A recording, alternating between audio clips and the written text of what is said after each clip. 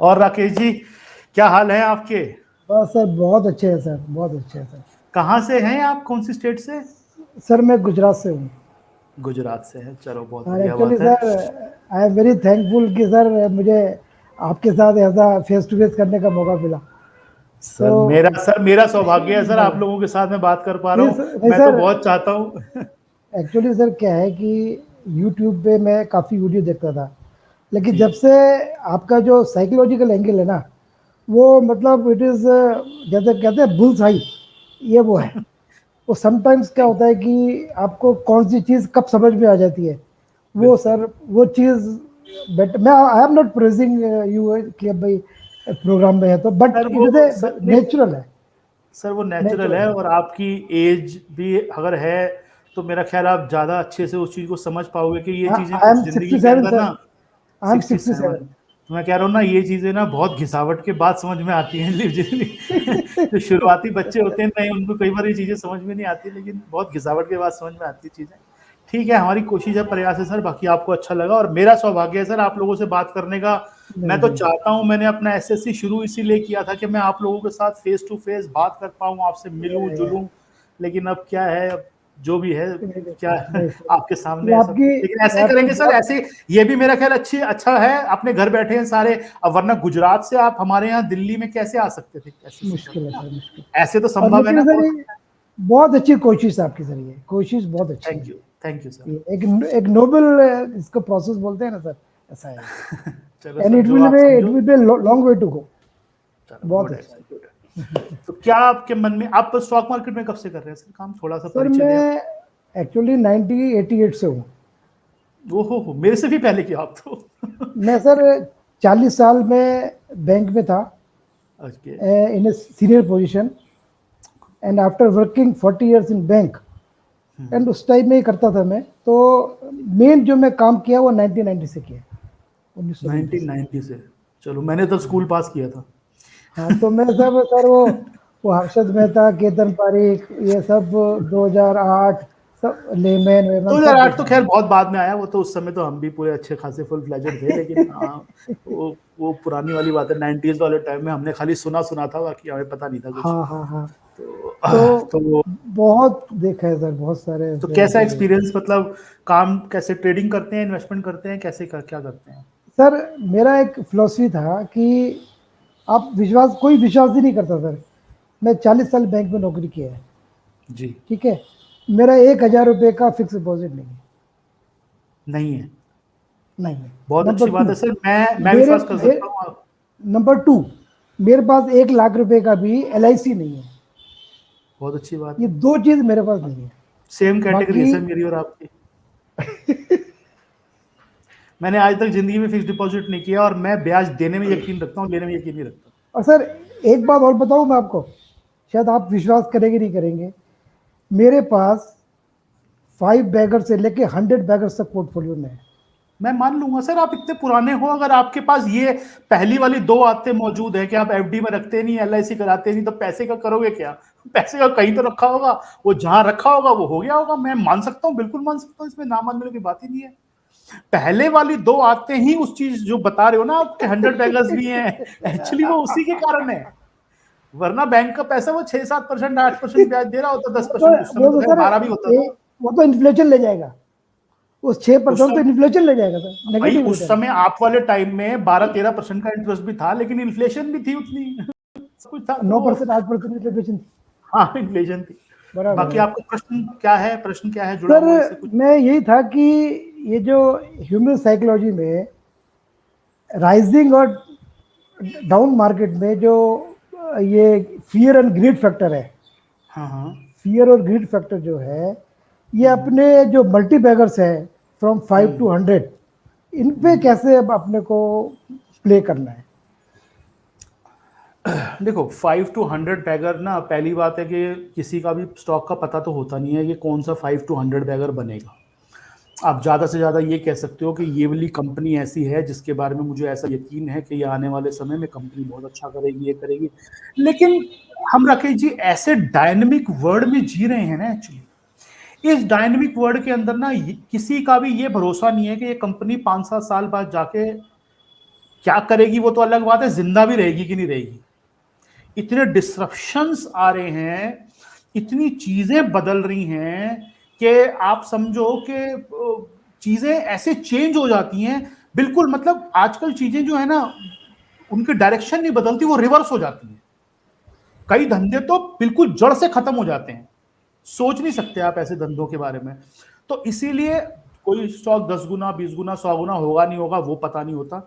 हमारी कोशिश प्रयास ये रहना चाहिए। आपका एक क्वेश्चन जो था ग्रिड और फियर वाला, मेरा अपना मानना यह है कभी भी किसी स्टॉक के अंदर अगर आपको ज्यादा प्रॉफिट आ गया तो भी न्यूट्रल रहना चाहिए, लॉस हो गया तो भी न्यूट्रल रहना चाहिए। पहली तो शर्त यह है, ज्यादा प्रॉफिट आ गया उसमें यह मत मानो कि आपकी कलाकारी से आया।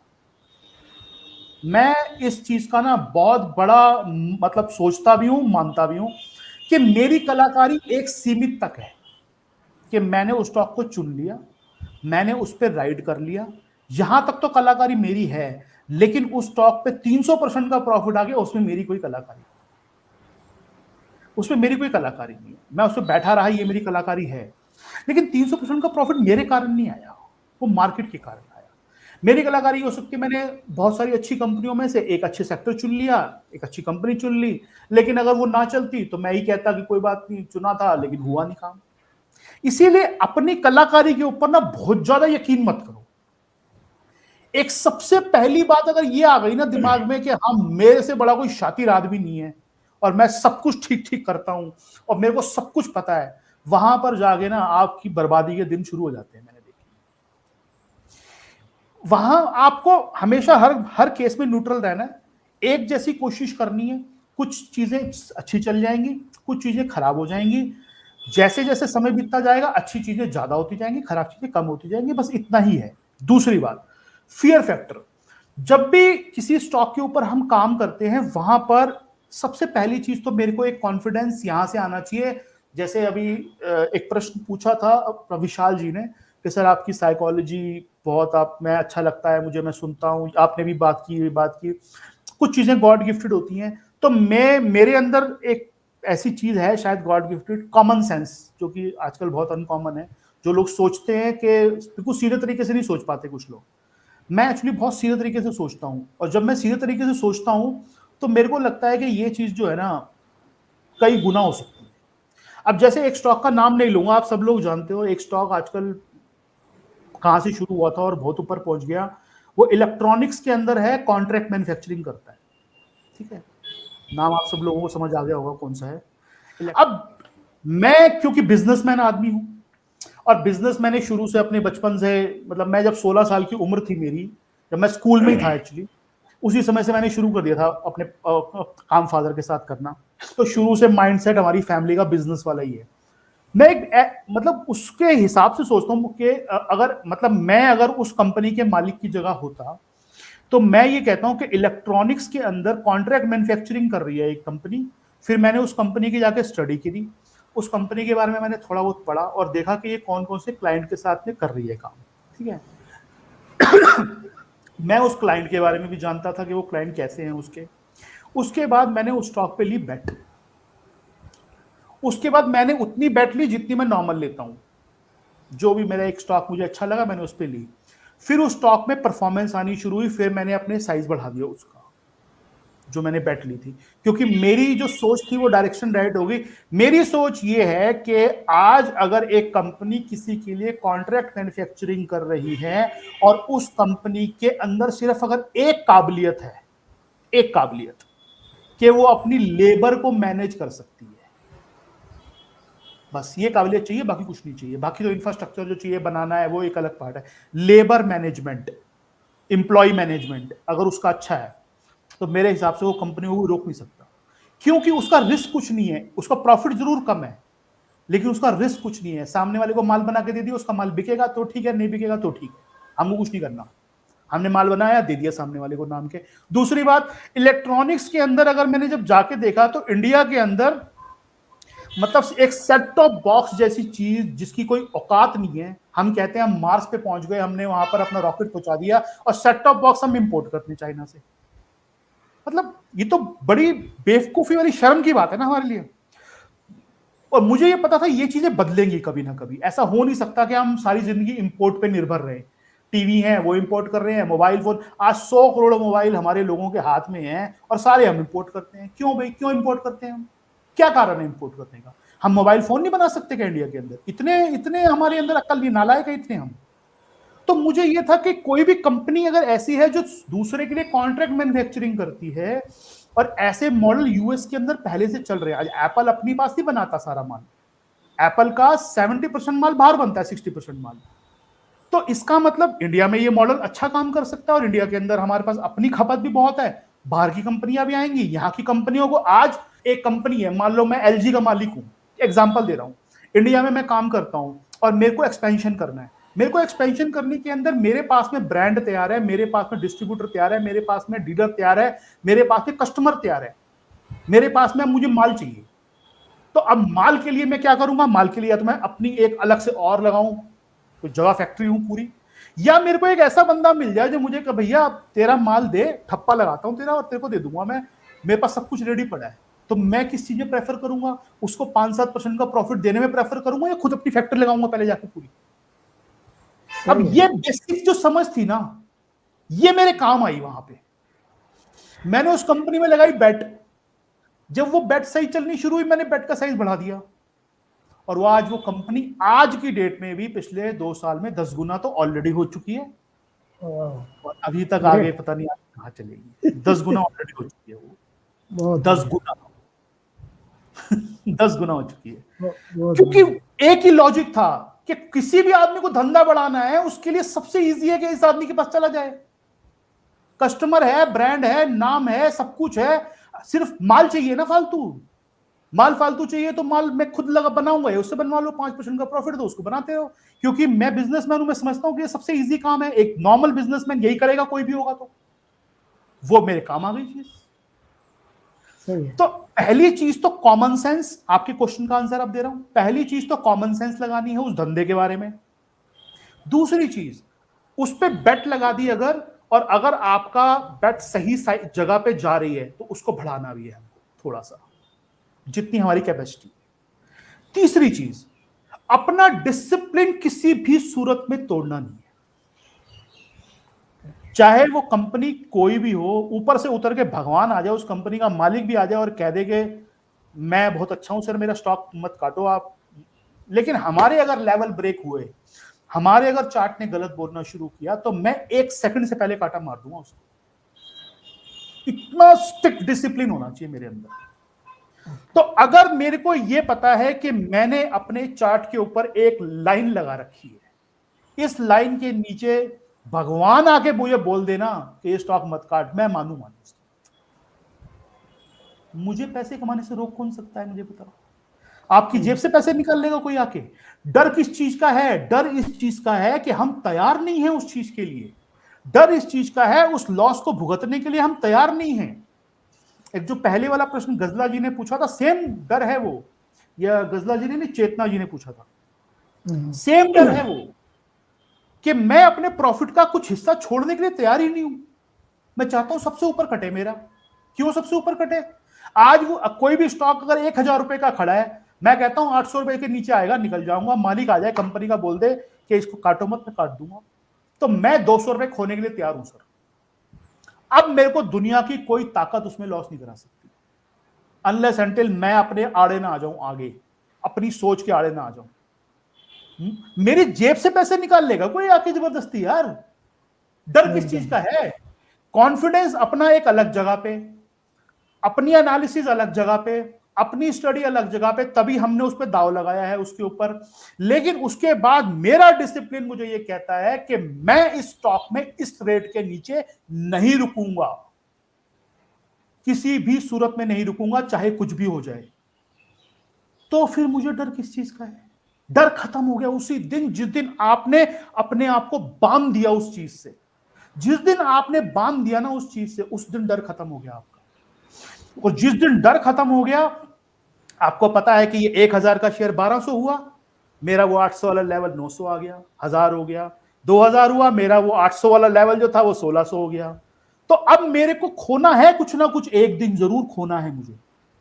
मैं तैयार हूं उसके लिए, लेकिन वो एक दिन 1,000 पे आएगा या एक दिन 20,000 पे आएगा वो नहीं पता, लेकिन वो एक दिन आएगा जरूर। लेकिन मैं उस एक दिन कुछ खोने के लिए तैयार हूं, तभी मैं वो 1,000 वाला 20,000 तक राइड कर सकता हूं। राइट। खेल ऐसे खेले जाते हैं सर। पहले अपनी एनालिसिस उस लेवल की लाओ, जैसे अभी मैंने छोटा सा एग्जांपल दिया, कि अपना कॉन्फिडेंस, कॉमन सेंस लगाओ उस चीज के ऊपर। कॉमन सेंस ही चाहिए, ज्यादा फंडामेंटल नहीं चाहिए। 19-20 के बैलेंस शीटें पढ़ रहे हैं, ये पढ़ रहे हैं, वो पढ़ रहे हैं, वो भी ठीक है, आता है तो वो भी अच्छी बात है। नहीं आता है तो मेरे जैसे अनाड़ी आदमी के लिए ठीक है, कॉमन सेंस लगाया, ले लिया। अब उस पर डिसिप्लिन से राइड करते जाएं और एक लेवल पे जाके एक कुछ खोने के लिए तैयार हो, अपने उस अर्निंग का कुछ हिस्सा खोने के लिए तैयार रहो और चलते चले जाओ। और डिसिप्लिन इतना कड़क होना चाहिए कि मैंने इस रेट के नीचे रुकना नहीं, तो फिर खत्म हो गया। डर, लालच आपको आएगा नहीं, क्योंकि आपका कॉन्फिडेंस सामने है कि ये कंपनी 50 गुना भी हो सकती है कल को। और डर है खोने का, डर खत्म कर दिया, क्योंकि रेट आपने फिक्स कर दिया एक चीज का। मैं तो अपने शोज में कहता हूं कई बार, अपने बच्चे के सर पे हाथ रख के कसम खा लो, अगर ज्यादा डर लगता है ना कभी, बच्चे के सर पे हाथ रख के कसम खा लो कि इस रेट के नीचे काटूंगा नहीं, तेरी कसम, मतलब इस रेट के नीचे काट दूंगा। खत्म, डर उसी दिन खत्म। रात को ऐसी नींद आएगी सब सोच नहीं सकते। मेरे पास आज इतना माल होता है, आपको क्या बताऊं, अब छोड़ो। फिर भी रात को आराम से नींद आती है। क्यों? क्योंकि पता है कहां निकलना है। जब निकलने का पता है, पहले डिसीजन है, डर खत्म हो गया सर। और डर खत्म तो खेल शुरू, क्योंकि तो सर डर इसमें यही तो हमसे कटवा देता है माल। हाँ जी। तो सर इसमें टॉप प्राइस से 20% नीचे तक का अपना नहीं, अब एक ये बेंचमार्क रखें। फॉर्मूला, ये मैंने आपको एग्जांपल दिया, ये कोई फॉर्मूला फिक्स नहीं है, लेकिन आप कुछ भी फॉर्मूला बना लो, चार्ट स्टडी के हिसाब से, चार्ट अगर आपको पढ़ने आते हैं उसके हिसाब से, या आप एक, मैंने अपने एक यूट्यूब के वीडियो में बताया था, एक लाइन कोई भी बना लो। जैसे एक 200 की एवरेज है, मान लो 200 दिन की जी एवरेज, उसको बना लो, अपने दिमाग में रख लो कि भैया उसके नीचे आएगा मैं काट दूंगा, उसके ऊपर आएगा फिर ले लूंगा। मान लो उसके नीचे आ गया, आपने काट दिया, फिर उसके ऊपर आ गया फिर ले लिया, फिर नीचे आ गया फिर काट दिया, फिर ऊपर आ गया फिर ले लिया, फिर नीचे आया फिर काट दिया, फिर ऊपर आया फिर ले लिया। ऐसा 4 बार भी कर लिया, मान लो, मान लेते हैं 4 बार हो गया। वो 4 बार ऊपर आया, 4 बार नीचे गया, आपने चारों बार काट दिया और चारों बार दोबारा आया ले लिया। उस 4 बार के अंदर आपका जो लॉस हुआ ना, उसको साइड में लिख लेना। लॉस तो होगा, क्योंकि नीचे आएगा आप काटोगे, ऊपर आएगा लोगे आप। जो लॉस होगा उसको साइड में रख लेना। एक टाइम आपको ठीक बैठ जाओगे उसमें, एक वक्त आप ठीक बैठ जाओगे कि आपने ऊपर आया और लिया और वो ऊपर चल पड़ा। तो पहले शॉट में जिस दिन आपने लिया और वो ऊपर चल पड़ा, पहले शॉट में वो सारा लॉस आपका बराबर। अब राइट करते रहो उसको, समझे? कोई ना एक डिसिप्लिन बनाओ और उसके ऊपर उस हिसाब से करो। भाई नीचे आएगा मैं काट दूंगा, ऊपर आएगा दोबारा ले लूंगा, इतना अच्छा शेयर है मुझे अच्छा लगता है मैं दोबारा ले लूंगा इसको, ऊपर आएगा कोई भी। और 200 की एवरेज, कोई भी लाइन लगा दो। आपने 800 का बताया, आपने 20% बताया ना, आपने बोला जी मेरे पास 100 रुपए का माल है, 20% का लगा दो, 20% पे लाइन लगा दो। 20% नीचे सेल, 20% ऊपर, वो लाइन के ऊपर बाय, लाइन के नीचे सेल, बात खत्म। कोई भी एक डिसिप्लिन बना लो, उस पर टिकना। लेकिन ओके। डिसिप्लिन में प्रॉब्लम नहीं है, टिकने में प्रॉब्लम है, हम टिक नहीं पाते, बस दिक्कत ये है सबसे बड़ी। ठीक है सर, मेरा ख्याल में आंसर सर मिल गया मेरे ख्याल। एक एक चीज सर, गजाला जी ने एक चीज पूछी थी, आपने जैसे कमेंट किया कि बहुत सारे लोग लेना चाह रहे हैं पर लोग ले नहीं पा रहे हैं, वो मैं समझ नहीं पाया सर, क्या है, क्या किस कॉन्टेक्स्ट में जब बोला कोई आपने? स्टॉक जो होता है ना बहुत ज्यादा अपनी औकात से ऊपर बढ़ जाए औकात मतलब अच्छा। उसकी अपने लेवल से ऊपर निकल जाए, तो बहुत सारे लोग ना इच्छा तो करते हैं लेने की, हाँ लेकिन हाँ, वो ले नहीं पाते, क्योंकि डर वही लगता है उनको जो आपके डर है ना, कि कि कहीं घट ना गिर तो जाए। नहीं जाएगा, घट ना जाए, ये ना हो जाए। तो ऐसे शेयर सबसे अच्छे होते हैं, क्योंकि जिसके पास है ऑलरेडी, उसको रखने में दिक्कत आ रही है, दूसरा आदमी ले कहां पाएगा उसको, लिखा भाई यार। तो इसलिए वो स्टॉक नीचे नहीं आते वो नीचे नहीं आते स्टॉक। वो एक्चुअली थोड़े ज्यादा, लोगों को लगता है वो अनसेफ है, मेरे हिसाब से वो ज्यादा सेफ होते हैं स्टॉक एक्चुअली। ये तो सही है। क्योंकि लोग क्योंकि लेने को वहां पर तैयार ही बहुत सारे लोग ऐसे हैं जो उन्हें लेना चाहते हैं, नीचे आ जाए तो। और बहुत सारे लोग ऐसे हैं जिनके पास पड़ा है, उनकी दिल की धड़कनें रोज ऊपर नीचे होती है कि नीचे ना आ जाए। एक से है। रखा नहीं जा रहा, दूसरे से लिया नहीं जा रहा, तो वो स्टॉक आएगा क्यों नीचे? नीचे नहीं आएगा वो स्टॉक, वो सेफ रहते हैं मेरे हिसाब से, ये मतलब था उसका। ठीक है सर। ओके।